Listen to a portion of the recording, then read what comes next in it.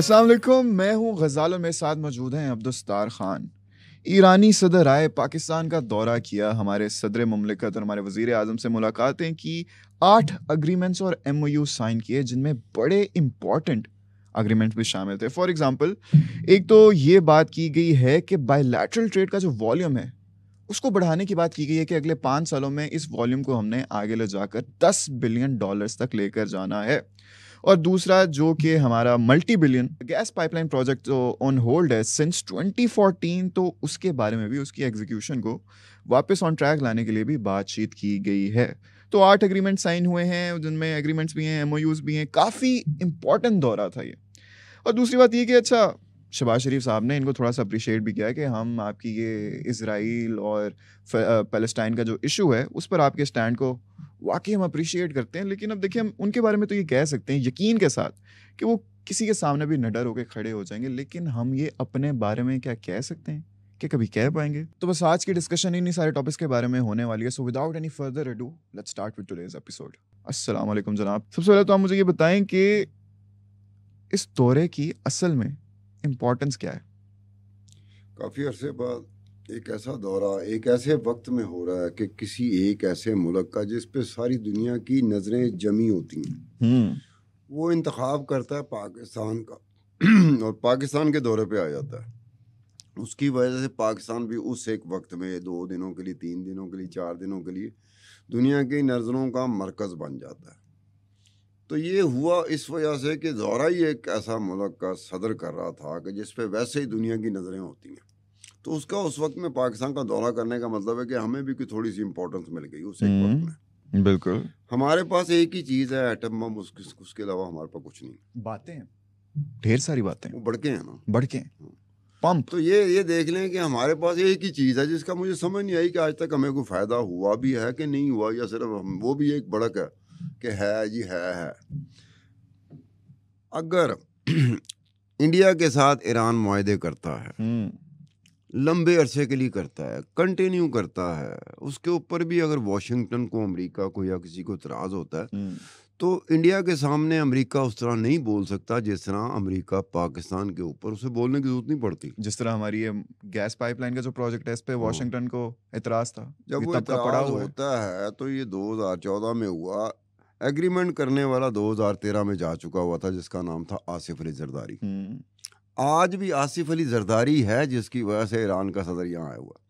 2014 में नवाज शरीफ साहब थे मुल्क के वज़ीर आज़म। ओ भाई, थोड़ा सा बंदा कहता है कि भाईजान आपकी मेहरबानी, गलती होगी, हम गलती की माफ़ी मांगते हैं, कुछ तो कुछ करते। वो कहता है कि जी आप ये समझें, आपका मोबाइल पिछले 10 दिन से, 15 दिन से, 20 दिन से, महीने से ख़राब है, आप ठीक नहीं करा रहे। बड़ी अजीब सी बात है। बंदा कहेगा यार इसका मोबाइल है, इसको ठीक करा लेना चाहिए। एग्रीमेंट है अब 2014 लेके 2024 में लेके 10 साल तक वो ऐसे विदहेल्ड है। यार कुछ का उसको ख़त्म कर दो, उसकी जगह कोई और चीज़ ले आओ, उसका नेमल बदल ढूंढ लो, उसका अल्टरनेट ढूंढ लो, कोई ऐसा तरीका ढूंढ लो जिससे आपकी जो सूरत हाल है, पोजीशन है कि आप लोग कभी गर्दन उठा के किसी के सामने तो खड़े हो ही नहीं। अपनी ही वजह से हमने अपनी गर्दन झुका ली, अपनी ही वजह से। अगर हम बढ़के ना मारते, ये जो आए दिन बढ़के लग रही होती है कि जनाब हम ये तकनीक का नाच नचा देंगे, हम अमेरिका को भी लाके पता जाएगा। प्रैक्टिकली आपके पास कुछ है ही नहीं है, अमेरिका को लाके पता जाएगा। तो ये होता है कि हमारी जो बढ़के हैं, हम जो बड़ी बड़ी बात कर जाते हैं अपनी पसली सक्कत से हट के, बहुत बढ़ के मुझे बात करनी चाहिए यार, ये मैं कर सकता हूँ या इतना मैं करने की कोशिश करूँगा। अगर मैं ये कह दूँ वो पॉडकास्ट क्या, मैं फलाना कर दूंगा, फलाना कर दूंगा, फलाना कर दूंगा, मेरी कहानी ख़त्म, मुक गई कहानी, मेरे अपने हाथों से मुक गई कहानी। मुझे पता होना चाहिए मेरी कैपेसिटी, मेरी रेंज कितनी है, मेरी पसली की मोटाई कितनी है, लंबाई कितनी है, मेरी पसली कितना वज़न बर्दाश्त कर सकती है, उसके साथ हमें चलना चाहिए। उसके साथ हम कभी चले ही नहीं, तभी तो हमारी हालत ये हो गई है कि इंडिया ईरान के साथ जो मर्जी एग्रीमेंट कर जाए, उन पे वो प्रेशर का अगर वो सोचता भी है तो उनको जो ठक करके पड़ती है। इंडिया खड़ा हो जाता है, हमारा दुश्मन है। ये बात ऐसी नहीं है कि हम उसकी बदतरीफें करते रहें, जहाँ पर कोई चीज़ होगी हम कहेंगे कि यार खड़ा हो गया था। रैशनल होना भी बड़ा ज़रूरी है कि वो खड़ा हो जाता है। उसको परवाह नहीं होती अमेरिका कौन है कौन नहीं है, क्योंकि उसके अपने क्रीडेंशियल बड़े स्ट्रॉन्ग हैं, हमारे क्रीडेंशियल बहुत वीक हैं। पाकिस्तानी हर लिहाज से पाकिस्तानी को देखा जाए, इसके क्रीडेंशियल बहुत वीक हैं। सारी दुनिया को पता है ये बढ़के ही मार रहे होते हैं, बस कॉन्टेक्ट इनका बिल्कुल जीरो लेवल का। उनका देखो ईरान कहाँ चला जाता है, इंडिया कहाँ चला जाता है, जब उनके दरमियान एग्रीमेंट होता है खुदा की कसम बड़े आराम से बात करते हैं। ये हमने कर दिया अभी, कहने का मतलब क्या होता है कि एक्ट अपॉन बचपन में हम लोग सुनते हैं एक्ट अपॉन, हमारे यहाँ भला क्या हम लोग देख रहे होते हैं, अगला देख भी ना रहा हो हमें, हम बड़ी सरकार, कोई भी बड़ी सरकार, कई बड़ी सरकारें हैं हमारी, हम उनको देख रहे होते हैं। सर वो कहेगा हमने कुछ कहा है कई दफ़ा ऐसा मौका है वो कहते हैं हमने कुछ कहा है आपको, लगे रहें अपना काम करें। हमें आदत पड़ चुकी है ना, बड़ी सरकार कभी इधर, बड़ी सरकार कभी। आप एग्रीमेंट करते हैं, हाँ ये ना हो कि जिससे किसी को सख्त नुकसान होने का खदशा हो, या कोई पैराइये डिटरमिन किए हुए हैं, उन पैराइयों से आप बाहर चले जाओ, ऐसा भी नहीं होना चाहिए। उसमें तो गिल्टी आ जाएगी ना, गिल्ट है उसमें। वो नहीं करते, दो मुल्क हैं आपस में, वो कोई ट्रेड एग्रीमेंट करते हैं, कुछ तजारत के हवाले से बात करते हैं, कुछ हवाले से बात करते हैं कि तेरी सुनी जाए, गज़ाल अहमद की सुनी जाए, छम्मे की सुनी जाए, गज़ाल और छम्मे की तरह के कई लोग होंगे उनकी सुनी जाए, उनकी ज़िंदगी के मामलात बेहतर होना शुरू हो जाए। तो ये तो बात ठीक है ना। तो अगर वो दो मुल्क एग्री करते हैं, एक मुल्क इस वक्त खड़ा, ईरान खड़ा हो गया, वो लगता है टलेगा नहीं इजराइल से, इतनी आराम से तो नहीं टलना उसने नहीं है। पाकिस्तान के लिए ही मुसीबत होगी कि यार इसने टलना नहीं है, ट्रेड एग्रीमेंट हमने कर लिया, हम तो दूसरे कैंप में हैं। हाँ, सैंक्शंस ऊपर से ईरान पे टाइट होती जा रही टेक्निकली पाकिस्तान जो है ना किसी एक कैंप का हिस्सा नहीं है, टेक्निकली ये ना इजराइल कैंप का हिस्सा है, टेक्निकली ना ये ईरान कैंप का हिस्सा है। ये ऐसी जगह पे खड़ा है जहाँ इसे खुद नहीं पता कि किस कैंप की तरफ हूँ मैं। रेलू कट्टा कह सकते हैं?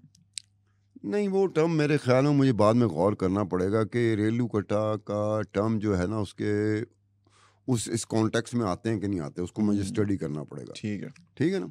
अब शहबाज शरीफ साहब कहीं से किसी एंगल से जुल्फ़िकार अली भुट्टो नहीं लगता मुझे, कॉपी करता है शहबाज शरीफ।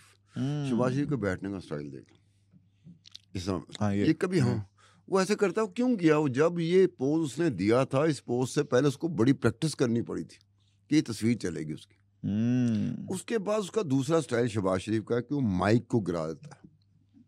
ठीक है, ये जुल्फ़िकार अली भुट्टो करता तो ओरिजिनली कर जाता था वो। 70s में दिलों पे राज किया, जनता के दिलों में राज किया, रियाया के दिलों में राज किया, अवाम के दिलों में राज किया, तो जुल्फ़िकार अली भुट्टो था। बिल्कुल। अब उसको कॉपी करना, ओ भाई जुल्फ़िकार अली भुट्टो खड़ा हो गया था, अमेरिका ऐसे खड़ा था, वो खड़ा हो गया था, उसने नहीं परवाह की थी, वो कहता मैं हूँ। पाकिस्तानी तारीख में एक ही बंदा खड़ा हुआ था अमेरिका के सामने, वो था जुल्फ़िकार अली भुट्टो।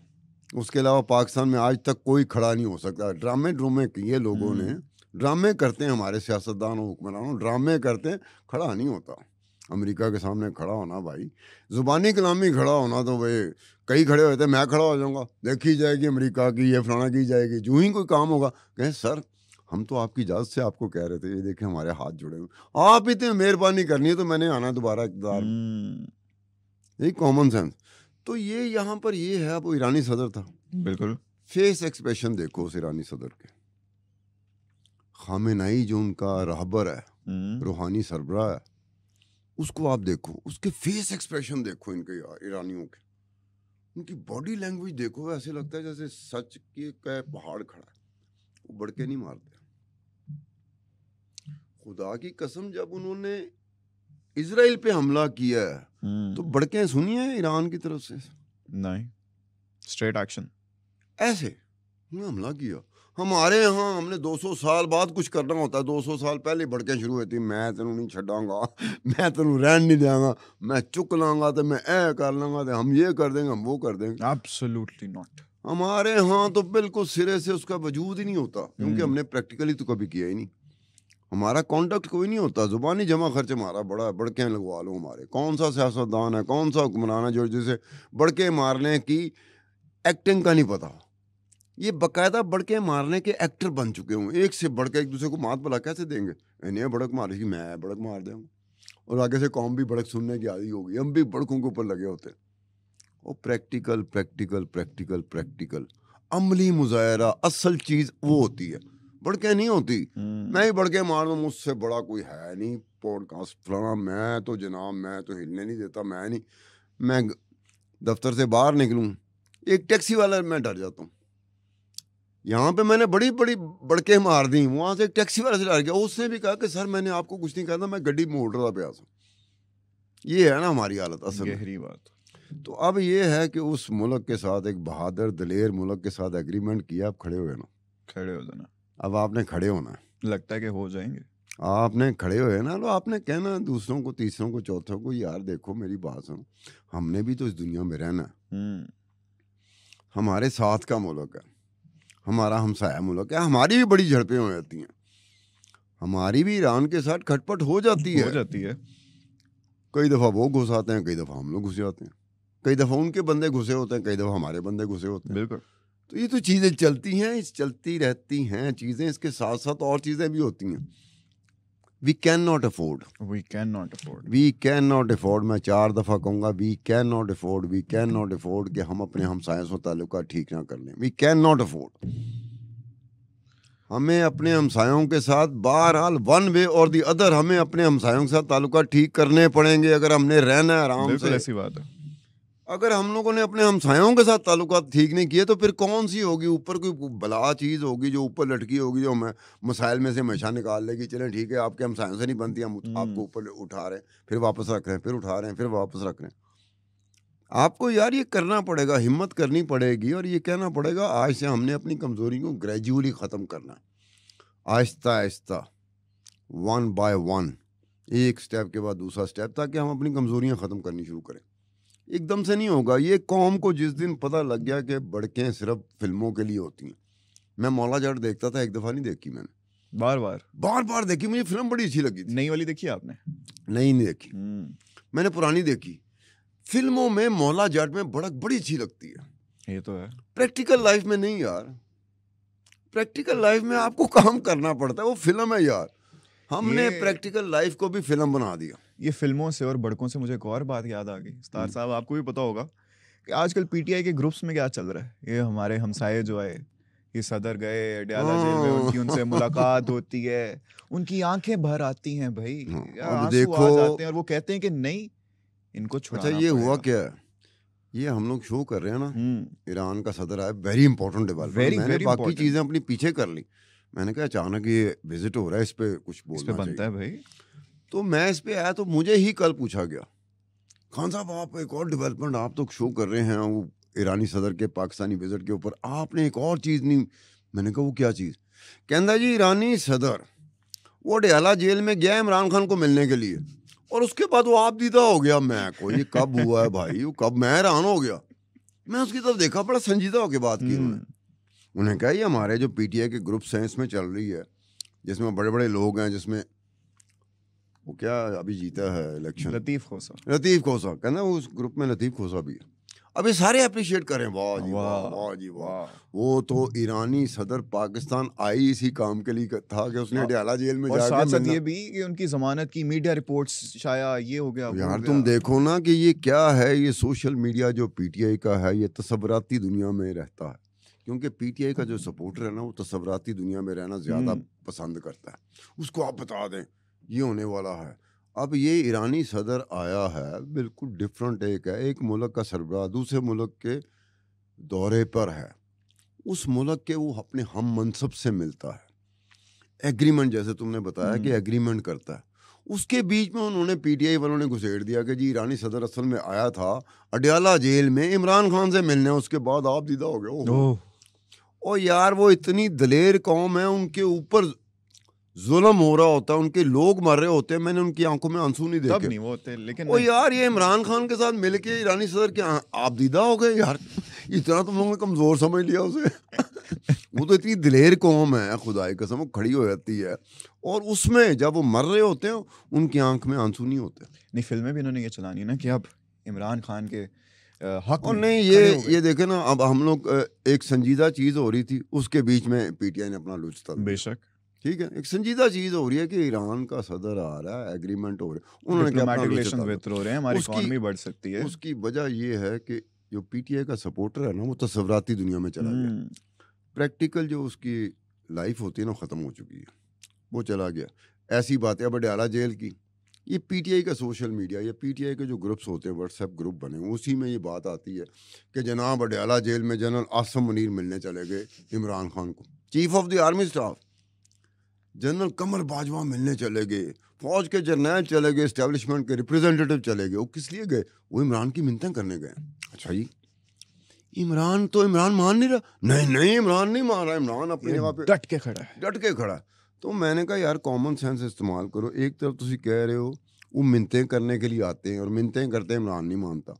दूसरी तरफ आप कह रहे हो कि हम पे जुल्म बड़ा हो रहा है। ये अजीब सा है कि वो एक तरफ तो मिन्नतें करें, दूसरी तरफ जुल्म कर रहे हैं। एक तरफ आप एलिजिडली कह रहे हो कि उन्होंने आपको अंदर कराया, फिर आप कह रहे हो वही आ रहे हैं आपके वही पास, आ रहे हैं मिन्नतें आपको करने आ रहे हैं। अब तुम देखो कि मैं कहूँ यार अगर कोई मेरी मिन्नतें कर रहा है तो मुझे फैसिलिटेट भी साथ साथ कर रहा होगा कि खान साहब मान जाएं।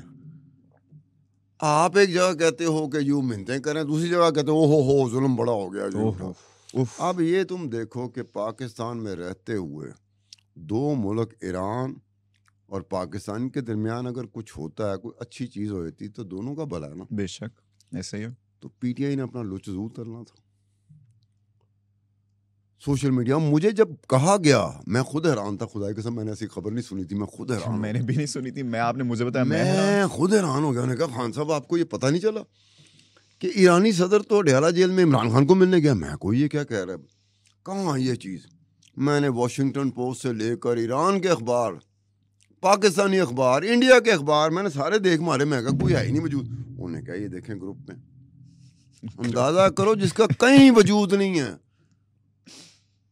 वो पीटीआई के सोशल मीडिया कोई एक शाख, कोई एक ब्रांच, कोई एक वो जो व्हाट्सएप ग्रुप नहीं होते उनमें चल रहा होता है। सुभान अल्लाह, क्या बात है। और आगे आगे क्या हो रहा होता है, कोई नहीं कह रहा होता भाई ये इसका सोर्स क्या है, कहाँ से खबर, कुछ नहीं कहा। सुभान अल्लाह सुभान अल्लाह सुभान अल्लाह, कायद जिंदाबाद, कायद जिंदाबाद। अब ये करना जैसे हमारी हुकूमत वैसे हमारी ओपोजिशन, इनका काम ही है कि ये हवा में रहते हैं और अपने सपोर्टरों को भी हवा में रखते हैं। जब आप खुद हवा में रहते हो, सपोर्टर भी हवा में रखते हो, तो ज़मीन पे तो आपके पाँव है नहीं, तो तरक्की कैसे करेंगे हम? ये कोई ख्वाब थोड़ी कि मैंने ख्वाब बहुत अच्छा देखा कि यार मुझे बहुत बड़ा चैनल दुनिया का वो ले गया है, इतने लाख डॉलर का मैं एग्रीमेंट, ये वो मेरा ख्वाब है भाई, रियलिटी नहीं है। रियलिटी ये है मैं पाकिस्तान के एक चैनल में काम करता हूँ, मुझे इतनी तनख्वाह मिलती है, ये मेरा पैकेज है। मैं ख्वाब क्या देख रहा हूँ, दुनिया का सबसे बड़ा चैनल वो लाखों डॉलर पे मुझे ले गया हुआ है, वो मेरा ख्वाब है भाई, रियलिटी नहीं है। तो ये पीटीआई के जो सपोर्टर उसको तस्वराती दुनिया में जाने की बजाय यहाँ कदम ज़मीन पर उनके जमे होने चाहिए। अगर उन्होंने कायम दायम रहना है, तस्वराती दुनिया कुछ अरसे के लिए होती है, उसके बाद ख़त्म हो जाती, बिखर जाती, क्यों वजूद ही नहीं होता, वजूद ही नहीं होता। अब ये ईरान और पाकिस्तान का है तो ये पाकिस्तानियों के लिए एक टेस्ट केस बन सकता है। अगर तो इन्होंने माजरात कर ली और वही हशर किया जो 2014 में किया था, 10 साल हो गए, अगर वो गैस का जो भी था अगर वो हो जाता, उसकी माइन्यूट डिटेल में नहीं जाते, अगर वो हो जाता तो क्या मुझे रात को 10 बजे मेरी बेगम कहती कि गैस नहीं है, तुम चाय नहीं दे सकते? बिल्कुल भी नहीं, मिलनी थी आपको चाय, कोई ना कोई सूरत में गैस वो मिल जानी थी, और गैस अगर होती तो मुझे चाय भी मिल जाती। मतलब गैस का तस्वर तक खत्म होता जा रहा है। अजीब सी बात है, गैस हम भी पैदा करते हैं। कभी कभी हमें लगता था कभी कभी सिर्फ सर्दियों में जाती होती थी, अब सर्दी क्या गर्मी क्या, 6 बजे क्या 10 बजे ये बात तुम्हारी ठीक है कि एक ज़हन बन गया था कि सर्दियां होंगी तो गैस नहीं होगी, गर्मियां होंगी तो बिजली नहीं होगी। अब भला क्या है, जो गर्मियां सर्दियां हों दोनों चीजें नहीं है, ना गैस है ना बिजली है। यानी कि दैट इज समथिंग यार। आपको देखना चाहिए कि जिस मुल्क में गैस और बिजली, चलो इस पे आ जाते हैं, बाकी चीज़ें छोड़ो पर है, जिस मुल्क में गैस और बिजली नहीं होगी उस मुल्क में क्या तरक्की करनी है यार, क्या काम होना है वहाँ पे? दिन के 24 घंटे होते हैं, गैस और बिजली ना होने की वजह से दिन के 12 घंटे भी नहीं रहते काम के लिए। अब दिन के 24 घंटों में आधे घंटे तो बिजली और गैस ना होने की वजह से आपके गए, 12 घंटे में बड़ा लिहाज कर रहा हूँ, 50% करके कर रहा हूँ। तो 50 दुनिया के पास 24 घंटे है, हमारे पास 12 घंटे। क्यों? हमारे पास गैस और बिजली नहीं है। अब हमने लोगों का ख्याल रखना है ना, वो बड़े पावरफुल लोगों का, कुव्वतों का ख्याल रखना है। वो नहीं पावरफुल लोग यार, पावरफुल है, पावरफुल कोई बेहुरमती ना किया करो। पाकिस्तान में पावरफुल कोई नहीं है। नहीं, पाकिस्तानियों ने, वो जो बाहर है ना, हाँ, उनको पावरफुल कहा जाता है, पाकिस्तान में नहीं है। है। पाकिस्तान में हमारे सामने वो हो जाते हैं कि मैं तगड़ा है, अदरवाइज जो कहता है ना मैं तगड़ा हूँ, वो भी पैरी पे होता है। असल तगड़ों का ख्याल रखना होता है, वो पाँव पड़ा होता है। मैंने इस तरह से प्रैक्टिकल लाइफ में जर्नलिज्म की वजह से ऐसी ऐसी चीज़ देखी है कि बहुत ही पावरफुल बंदा है। जब टाइम बदला है तो वही पावरफुल बंदा एक आम बंदे के पाँव पड़ा हुआ था। मेरे लिए झटके लगते थे मुझे। ये 70s 80s 90s 2000 मैं इसकी बात कर रहा हूँ, जब जर्नलिज्म शुरू की थी 80s में मैंने शुरू की थी। तो मैंने कहा ये पाकिस्तान है क्या? पाकिस्तान का सिस्टम, पाकिस्तान का निज़ाम समझ आना शुरू हो गया कि भाई ताकतवर तरीन बंदा एक वक्त में 2:15 पे वो वाकई ताकतवर तरीन होता है, लेकिन 4:18 पे वही ताकतवर तरीन बंदा किसी के पाँव पड़ा होता है। ये पाकिस्तान है, ये पाकिस्तानी निज़ाम है, पाकिस्तानी सिस्टम है। ये अजीब व गरीब सिस्टम है जिसकी आप कहते हो कि यार ये मैं क्या देख रहा हूँ। तो पाकिस्तानी निज़ाम ये है कि एक पीर को जो मजलूम है वो मंगल को जालिम हो जाता है, और पीर को जो जालिम, पीर वाले दिन जो जालिम होता है वो मंगल को मजलूम हो जाता है। यहाँ मजलूम जालिम होता है, जालिम मजलूम होता है। अब बताओ मुझे मजलूम कौन है, जालिम कौन है? आज के दिन मैं मजलूम हूँ, कल के दिन मैं ही जालिम हूँगा। आज के दिन तुम जालिम हो, कल के दिन तुम ही मजलूम होगे। अब बताओ क्या फैसला होगा, क्या निज़ाम है, क्या सिस्टम है जिसमें आप डिटरमिन नहीं कर सके कि आज के दिन तो ये बंदा था जिसकी दुआई पड़ी हुई थी, कल वाकई वो बंदा था जिसके साथ ज्यादती हो रही थी, अब वही बंदा ज्यादतियां कर रहा है आगे से। तो ये होता है कि लम्हात का नहीं पता होता हमें अपनी ज़िंदगी के, हमें अपने पाकिस्तानी निज़ाम में लम्हात का नहीं पता होता कि जालिम कौन है, मजलूम कौन है। कल को मेरी हुकूमत थी तो मैं तुम्हारी दौड़ें लगा रहा था, आज तुम्हारी हुकूमत आ गई तुम मेरी दौड़ें लगा रहे हो। बंदा को जो थर्ड पार्टी होगा वो कहेगा यार ये कैसा है। सत्तार खान की जब हुकूमत थी तो गुजाल की दौड़ें लगवा रहा था और कह रहा था मैं मुल्क की सलामती के लिए कर रहा हूँ। आज गजाल की हुकूमत आई तो सत्तार खान की दौड़ें लगवा रहा है, और सत्तार खान कह रहा है कितना जुल्म हो रहा है। अजीब सी बात है, जब सत्तार खान कर रहा था उस वक्त उसको अपना जुल्म नजर नहीं आया था कि बहुत जुल्म कर रहा था। आज उस पर हो रहा है तो वो कह रहा है कि जी मेरे पे जुल्म हो रहा है। ये तो मुल्की निज़ाम है, ये तो सिस्टम है मुल्क का कि जिसमें ये सब कुछ होता है कि मैं अपनी बारी पे शुरू हो जाता हूँ। हो बहुत बड़ी जाती हो रही, बड़ी जाती। अपनी बारी पे सबको याद आ जाता है। अपनी बारी पे मैं बोलता हूँ बड़ी जाती हो रही, बड़ी जाती। जब मेरी बारी होती है मैं किसी पे कर रहा होता हूँ, वो मुल्क की सलामती के लिए होता है। मुल्क और कौम की सलामती के लिए मैं जुल्म कर रहा होता हूँ, ये बात ज़हन में रखना।